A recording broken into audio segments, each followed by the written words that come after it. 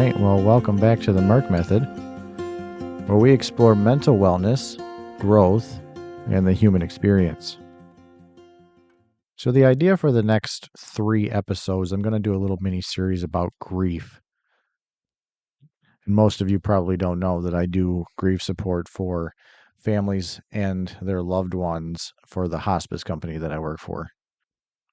The reason that I wanted to do these episodes now instead of later is there have been a number of deaths or people that are close to passing that individuals have contacted me that it's not work related and are really struggling.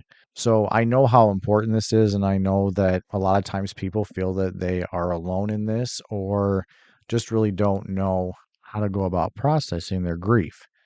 So we're going to talk a little bit about all of that and everything in between. So I just want to let you know, if you're here because you've lost someone or something recently or a long time ago even, know that this space was made for you in mind. Because grief isn't just about death, it can be about the ache you feel when a relationship ends. When your body no longer moves the way it used to, when a dream falls apart, grief really just arrives quickly sometimes. And other times it feels like it's right in your face. So we're going to take a little time today to better understand some of it, and not to fix it, but to really listen to it. Okay, so I have a question for you. What comes to mind when you hear the word grief? Take your time and really think about it. Most of us picture funerals, black clothes, silence, crying, but grief is far more slippery and surprising than you think. It can still look like laughter at the wrong time, numbness that lasts for weeks. That's a really big one. Rage at the universe or a higher power. And sometimes it's a strange kind of relief, which sometimes also brings guilt. Grief isn't just that sadness, it's a full body, full life experience. It can leave your mind so foggy. Your chest might feel heavy, your relationships around you might get strained. It's a shapeshifter. The thing is, everyone grieves differently. No one is the same. I tell this to every single person that I talk to every day. Grief is different for everybody. There's no playbook. There's no right way to do this.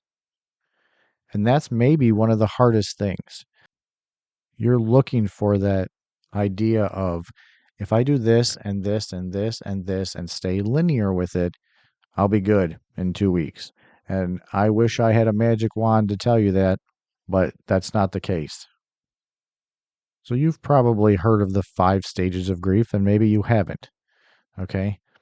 Elizabeth Kubler-Ross wrote this book on the 5 stages of grief, which is denial, anger, bargaining, depression, and acceptance.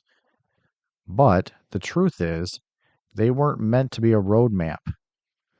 She actually comes back and states that that was probably a mistake. She wrote them, never intending them to be steps we all walk through in order. Because the truth is, you might not hit all 5 of these things. You might not be angry. You might not have depression. The truth of the matter is that society took this model and actually turned it into a checklist, as we could check off bargaining and then move on to acceptance. But that's not how grief works. You can be angry one moment, numb the next, then be laughing out loud at a memory 5 minutes later. It's not a ladder, it's a storm. And you're learning to walk through the rain. And before I get into a story about grief and loss, I want to talk about the quieter griefs. So we're talking about like maybe losing a job that gave you purpose. You can grieve that too. Maybe an end of a friendship that you thought would last forever. Those are always happening. Maybe moving away from a place that felt like home. Or even aging. Grieving the person you once were. Nobody wants to get any older. How many times do we reminisce, well, when I was back at this age, I could do this and this. That hurts. It's also a reality check. People might not understand why you're sad, but just because a grief isn't loud doesn't mean it's not real. It deserves its space too. We don't have to have it be about death all the time. Okay. Grief is just something that you lose. And really, losing yourself on something also is just as heavy. So today, if you're feeling like your grief doesn't qualify in the eyes of others, know this: it qualifies here. Okay, like I promised, it's story time. So I'm going to share a story about someone that I've talked to in one of my many sessions that I have. Okay, we're going to call her Mia. So Mia was talking to me one day and she was very, very numb. She just lost her sister. Okay. And she said something to me that really just clicked because I actually have felt this too. She said, "I'm terrified of forgetting my sister's laugh. I feel guilty every time I have fun, like I'm leaving her behind." So that stuck with me, and I'm going to tell you why. So when my dad passed, one of the things that I was missing was his laugh, but just realistically, his voice. And there are only so many things that I have his voice on, but I do have a few things, and I play it all the time. And I actually hear it from other people that I talk to that they will miss them having those conversations with their loved one, but just really hearing them. So this particular instance in this session really clicked with me. And the reason that did is because grief isn't just that sadness, it's that memory as well, right? It's guilt, it's fear of forgetting your loved one. So I have to mention too that when I was talking to her, this had been a couple of different sessions already. So this is about 8 months down the road. But she told me she learned something over that span of time, that loving that someone who's gone isn't about clinging to that past, but it's about carrying pieces of them into the future and making space for both the sorrow and that joy. When we get to that joy, I call those glimmers because it's more like those happy cries.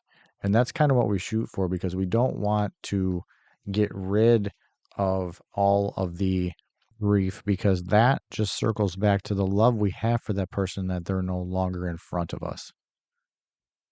So, in that same session with Mia, she talked about still feeling that pain, but not as often. And I always tell everybody it is in waves, right? You can feel good one day and then horrible the next, don't want to do anything, and just feel stuck.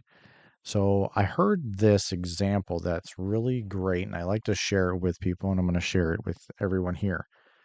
So, think of it as having a box, okay? And that box is you. And within that box, there is a button, and it's marked pain. And then within that box is also a ball, and the ball is almost as big as that box. So there's not a whole lot of room for that ball to go anywhere but on top of that button. This is the beginning of the grief stage. Okay? It's hitting that button all the time. Now, in this process, that pain button, the amount does not change. But as you grow and learn to get through the process, the ball gets a little bit smaller. So now you're not feeling it as much. However, the pain still feels the same, but it's not as often. So those are those waves, okay? And as we go, the ball gets smaller and smaller, and it's still there. The box never gets bigger either, but the pain is not as often. I always thought that that was a really great way of looking at it because we do still feel pain. It can be 2 years, 5 years, 10 years, you know, as long as you're on this earth. It's just not as frequent. So that's why we feel like that ball gets a little bit smaller, but that button never changes. All right, so where do we go from here, right?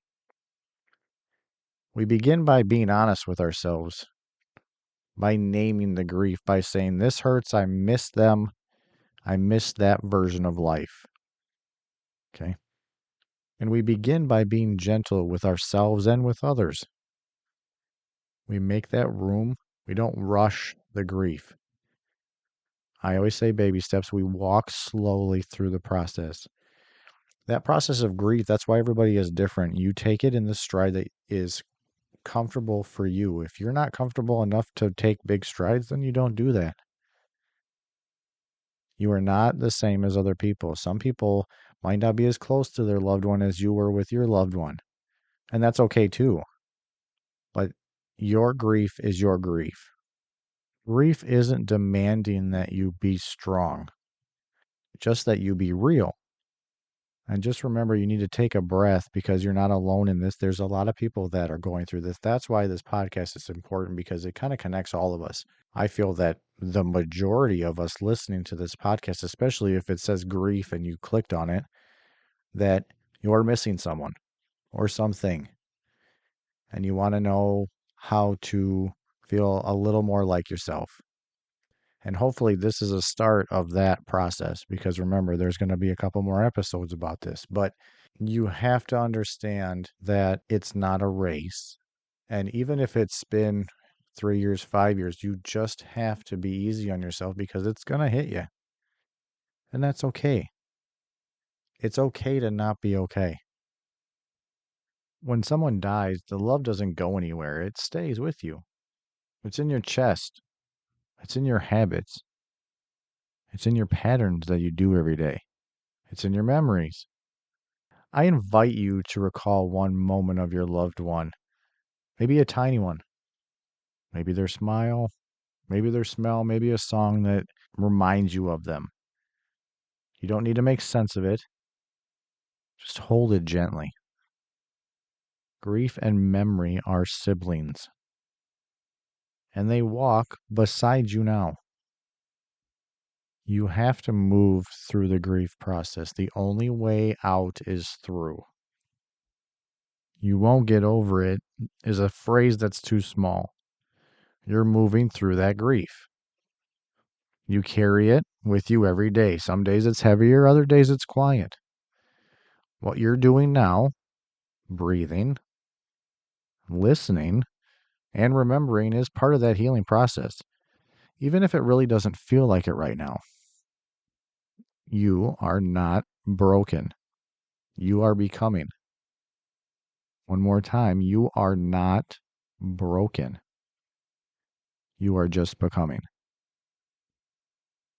I want to remind you that that grief is just that echo of love for your loved one or for yourself. You're grieving because you dared to love deeply, and that love still belongs to you. You got to take your time. You got to be gentle with your heart. So I'm going to share a couple of little coping strategies for grief. Okay. So allow yourself to feel because grief, again, isn't something you're going to get over. Let yourself cry, rage, go numb, whatever comes up. Suppressing your emotions can prolong the healing process. Do not keep it in and put it on that shelf to allow it to sit there and then be triggered and then a bomb go off. Make sure you talk to somebody that you trust. Whether it's one of your friends, a family member, a therapist, whoever it is that you feel comfortable in that space, share that experience with them. Another thing is create a memorial for them. Lighting a candle, writing a letter is a great idea. It's almost like journaling or visit like meaningful places that really honor the person that you lost. These acts give that grief a shape and a voice. And then take care of your body. Take care of yourself. Grief is exhausting.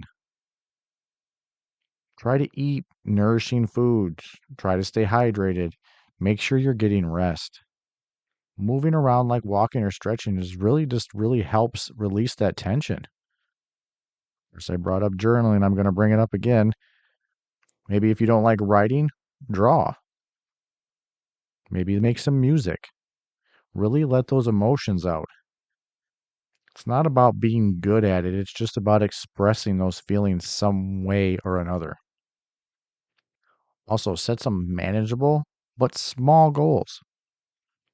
Even simple tasks like getting up in the morning and taking a walk, walking the dog, making breakfast for yourself. Those are small victories. They matter. Seek meaning but not closure. Again, the grief doesn't end, but it evolves, right? You're finding your meaning in your loss. Whether you're reflecting, you're making that connection, or in my case, helping other people like you. It can be a powerful part of healing. Use that loss to empower other people. My cousin Aaron might have passed in 2016, but he's definitely not going anywhere. I took that death and that tragic event and flipped it to be a huge chunk of my purpose to help other people like you. That's what you got to do. You got to find the light in the darkness. So as I bring this time together to a close, I want to thank you for being here with your grief, with your heart, and with your emotions. Again, there's no roadmap for healing, but every moment you show up, whether through tears, through silence, or just listening, it is a step toward wholeness. Grief changes us, but it also reminds us of how deeply we can love.